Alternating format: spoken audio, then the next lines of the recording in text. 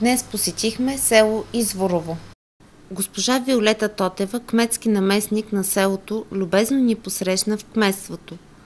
Разговаряхме и с председателя на читалището, господин Слави Пенев.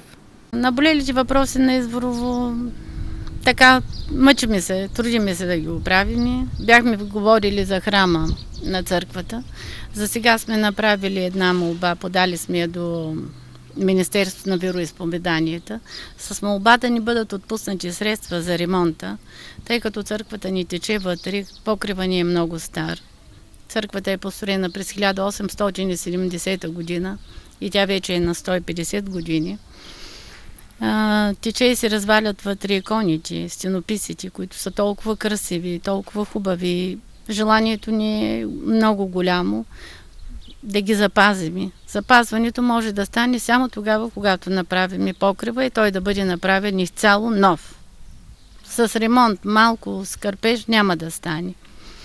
Имахме проблем с една улица в горния край на селото, която колата за сметопочистването не можеше през зимния период да мине. Тази улица също я чекалирахме, оправихме я, сега нямаме този проблем.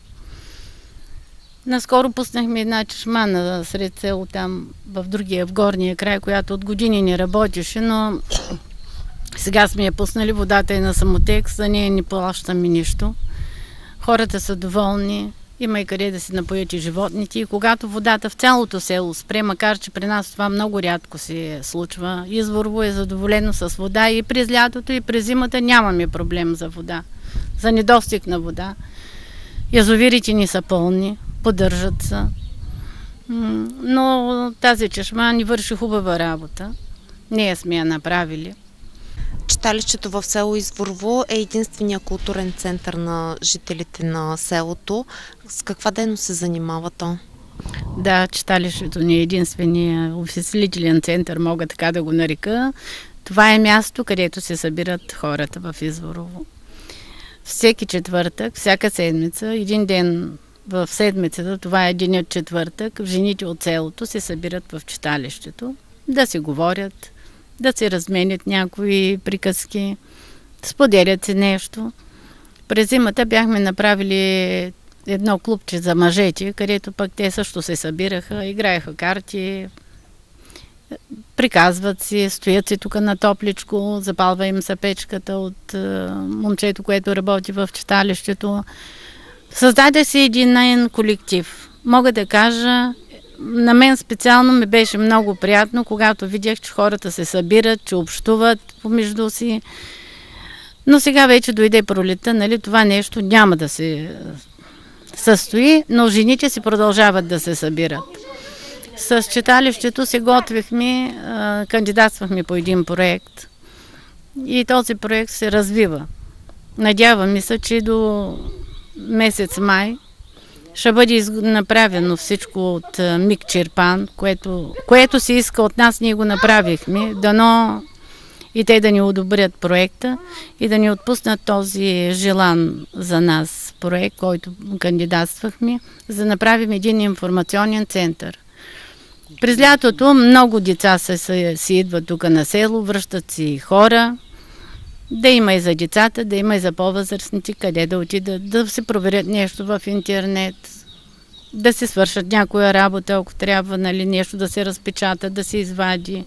Това е целта на интернета. В момента сме прикарали интернет на читалището.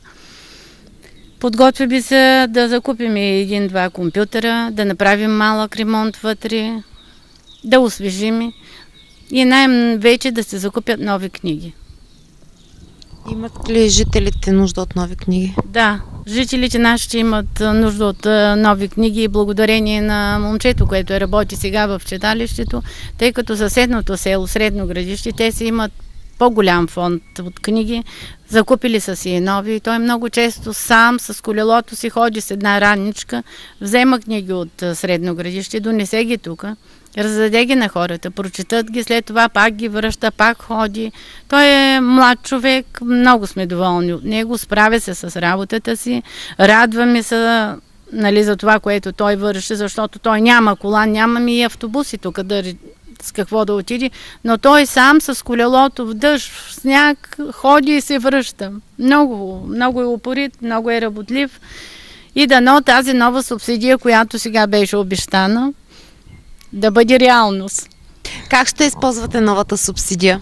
Ами за новата субсидия ние събрахме, настоятелството се събра и решихме, ако ни отпуснат от еврофондовите пари, да закупим компютри, да закупим и да отделим 800 лева за закупуване на нови книги, а също така и да отделим за художествената самодейност в селото на около 200-300 лева. По този начин да можем да развиваме по-добре и художествена самодейност и да станем действително информационен център, такъв какъвто се иска по закон, по първа точка от закона за народните читалища. Това е нашата цел. Но научих днес, че субсидиите ни са спряни и това много ме тревожи. Защото ние не може да кандидатстваме никога, много рядко кандидатстваме за допълнителни субсидии към от Министерството на културата, тъй като нямаме нито интернет, нито нищо. Ние всички неща, които трябва да изпращаме, документации и така нататък, трябва да ги пишем на компютри. И това е много трудно, защото и аз, извинявайте, съм човека, който трябва да отида в Чирпан, да търся компютър, да ми ги напишат, да търся ксерос, да ги приснема, да се върна и така нататък. Губя си времето, макар че като председател не съм платен, тази работа я върша почти винаги. И това е много тревожно. Зато и решихме и пуснахме, след като получихме новите субсидии, решихме да таковаме. Да вземем, да прекараме интернет, дори Иван се служи, библиотекара ни се служи със собствения си компютър и вземахме и ксерос, принтер вземахме, за да можем да правим тези документи, да не ходим до Чирпан. Защото отиването до Чирпан ни коства много. Имаме сутрин автобус и след обед и в 5 часа. Не може цял ден трябва да стоим там. После, или пък да се трениш пеш да вървиш. И това е много, затова именно много настояваме за този компютър, да имаме компютър, да можем да следим кога се пускат тези субсидии. До сега субсидиите ни бяха в продължение на 3 години 220 лева. На вас не знам, това е месечната субсидия, от която субсидия ние трябва да плащаме заплата на библиотекара, осигуровките на библиотекара, плюс това ДСК Чирпан, която ни държи парите, вземане автоматична такса от 10 лева всеки месец, плюс 8 лева такса услуги и ние фактически оставаме с 200 лева. ЕВМ пък оттам ни сложат и допълнително някак за прекарването на ток, мрежа и така нататък, още 10 лева и ние оставаме почти без пари. Как сте се справяли? Много трудно. Без пари. Ние командировъчно много рядко сме използвали. Доволни ли сте от новата субсидия? Много. Новата субсидия ни отвори очите. Защото в продължение на 15 години председателя на читалището в Чирпан не събираше и след редица къвги и така нататък на тези съвещания се присъстваше от Общинския съвет, от общината човек, от финансите сигурно или пък от културата. Ние съобщаваше направо, читалища цяла бройка, толкова лева субсидия. Читалища половин бройка, толкова лева субсидия. И ние мислиме, че това е методиката за разпределението на парите. А сега разбрах, че такава методика не е съществувала. Тоест, аз мисля, че това е методиката на председателя на читалището. И затова на нашите селските читалища са ни отделяли краишника изгорелия краишник от баницата и с този краишник сме се мъчили да изкараме годината. Но аз ще настоявам и дори, че тая субсидия трябва да се запази. Колко е тя към момента? Към момента ние имаме 400 и мисля, че 97 лева. Как ще я използвате? Ние закупихме повече принтер за 100 лева, прикарахме интернет, това ни струваше около 80 лева и започнахме да останаха ни пари, с които ще закупваме книги. Обаче при спирането на новата субсидия ние оставаме без пари. И какво ще правите при това положение? Не знам. Въпреки проблемите, хората в село Изворово се събират, за да празнуват. Случайно попаднахме на 80 годишен юбилей.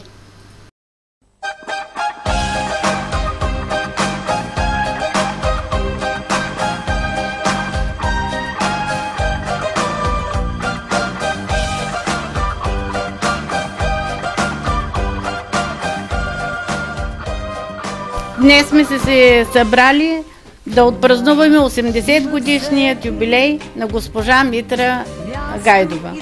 Митри, от името на цялата общественост в село Изворово ти честитим 80 годишният рожден ден.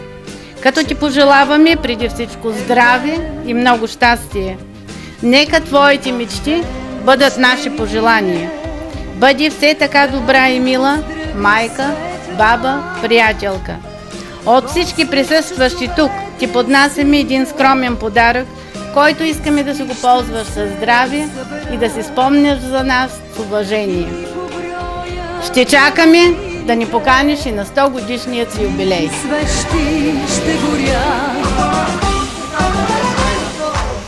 Честит да бъде този ден, в който всеки е роден и е поет дъх с жажда.